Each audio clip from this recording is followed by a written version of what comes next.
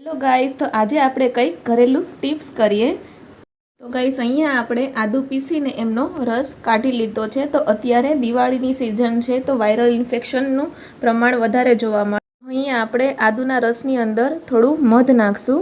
કોઈને viral infection લાગી ગયું હોય, ગળું ખરાબ થઈ ગયું, શરદી ઉધરસ થઈ ગયું હોય, તો આપણે આદુના રસની અંદર મધ નાખીને પીવાથી આપણું ગળામાં એકદમ ઇન્ફેક્શન છે એ દૂર થઈ જાય છે. દિવસમાં આપણે 2 થી 3 વખત આમને થોડું થોડું લઈ શકાય છે, જેથી આપણને જે વાયરલ ઇન્ફેક્શન લાગી ગયું હોય તે દૂર થઈ જાય છે. એકદમ સરસ 100% રિઝલ્ટ સાથે રામબાણ ઇલાજ છે.